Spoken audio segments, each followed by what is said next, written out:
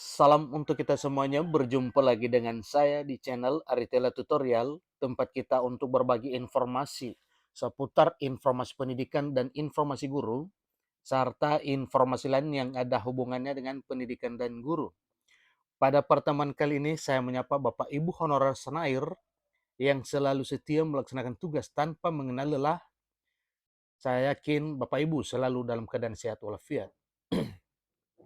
Pada pertemuan kali ini, pada video ini, saya ingin berbagi satu informasi yang mana informasinya adalah dua informasi penting yang ditunggu-tunggu oleh Bapak Ibu honorer tanah air, yaitu tentang penetapan formasi 2023 dan pengumuman pegawai pemerintah dan perjanjian kerja atau P3K Guru 2022. Nah, dua hal penting ini Bapak Ibu, ini benar-benar satu hal yang dinantikan. Berapa kira-kira formasi untuk 2023 dan bagaimana hasil pengumuman P3K Guru 2022.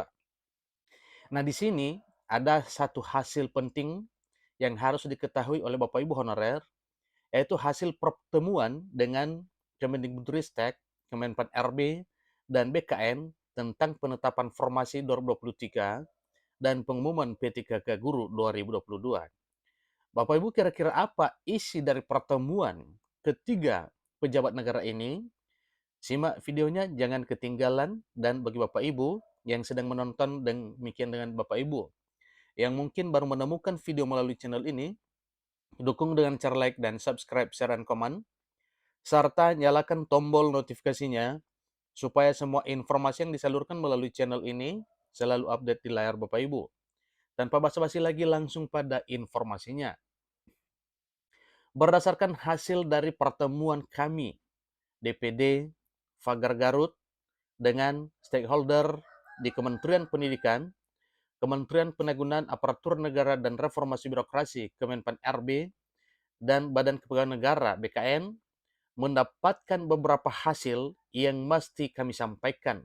Di antaranya, pertama, pengumuman penetapan formasi mengalami kemunduran jadwalnya dikarenakan Kementerian Pendidikan, Kebudayaan, Riset, dan Teknologi sedang mengusulkan kepada Panitia Seleksi Nasional Panselnas untuk membuka regulasi untuk mengisi ketersediaan formasi dari P1 sebanyak 2.100 orang, yang otomatis prosesnya mengganggu terhadap pengumuman penetapan formasi pada regulasi tahun 2022.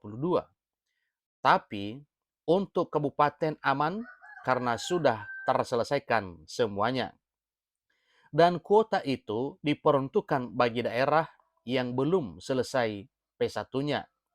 Jadi ini pun pertama Bapak Ibu berisi tentang sedikit ada kemunduran tentang jadwal penetapan formasi 2023 oleh karena masih banyak P1 yang mesti dipikirkan oleh Kemendikbudristek sebanyak 2.100 orang. Tapi kita bersyukur di sini ditegaskan bahwa untuk daerah sudah aman. Yang kedua, dari pihak Kementerian Pendidikan, Kebudayaan, Riset, dan Teknologi meminta maaf, permakluman, dan kesabarannya. Insya Allah, pengumuman kelulusan akan segera dilaksanakan dalam waktu dekat ini. Dan bagi anggota agar bersiap-siap untuk selanjutnya langsung pada pengisian DRH atau pemberkasan daftar riwayat hidup. Nah, sedikit informasi Bapak Ibu terkait dengan informasi yang kita share pada channel ini. Ada satu informasi tentang petunjuk ya, pengisian DRH bersama dengan pengumuman itu diperuntukkan bagi Bapak Ibu honorer yang telah dinyatakan lulus dalam hal pemberkasan pengusulan NIP Bapak Ibu calon P3K. Yang ketiga, disampaikan insya Allah pada bulan Maret sampai dengan April akan dilaksanakan rapat koordinasi bersama pemerintah daerah dengan Kementerian Pendidikan dan Kebudayaan serta Kementerian Pan-RB. Nah, apa kira-kira yang dibahas Bapak Ibu tentang pertemuan ini? Yaitu membahas tentang kuota untuk tahun 2023. Untuk bagi anggota yang belum mengikuti tes atau belum lulus P3K dan penggajian pada anggaran tahun 2024 dalam rangka penuntasan masalah honorer yang ada di kabupaten. Poin keempat dari hasil pertemuan ketiga pejabat negara ini, Bapak Ibu, Pak Nugroho mengucapkan banyak terima kasih kepada kami karena telah meredam para anggota tidak turun dalam aksi damai pada hari Senin kemarin. Meskipun masih ada dari Garut yang berangkat dan sudah kami klarifikasi bahwa itu di luar anggota kami.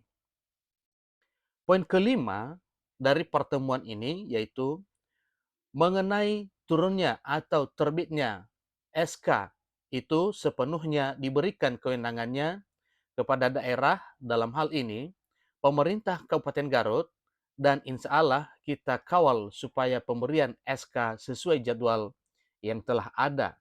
Ini info dari Kemenpan RB.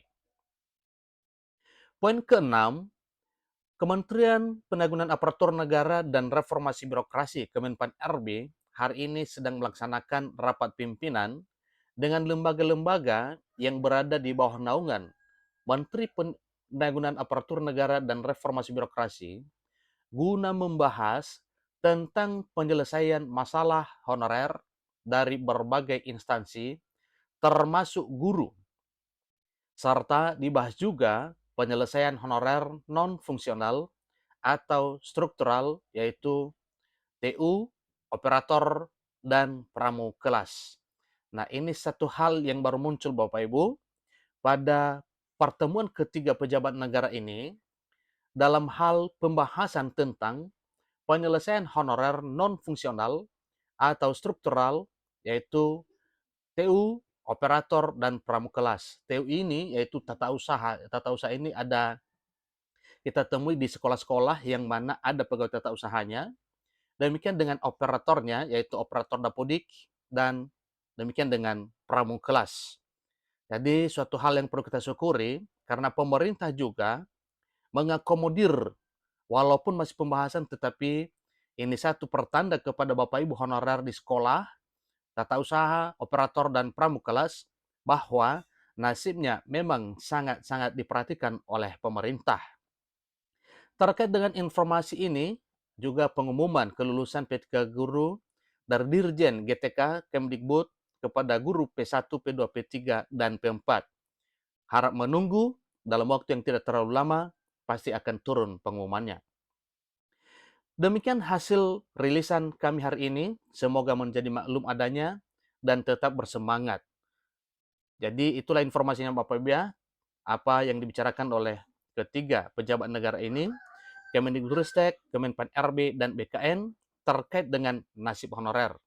Salah satunya sedikit ada penundaan penetapan formasi karena memang ada satu hal yang sangat urgen dipikirkan oleh Mendikbudristek, yaitu nasib 2.100 honor P1 yang sedang digodok. Kemudian menyampaikan permohonan maaf terhadap hal ini, dan seterusnya satu hal yang membuat gembira para honorer, terutama Bapak Ibu honorer di sekolah, yang mana dipikirkan juga nasib tata usaha di sekolah, operator dapodik di sekolah, dan pramukelas di sekolah.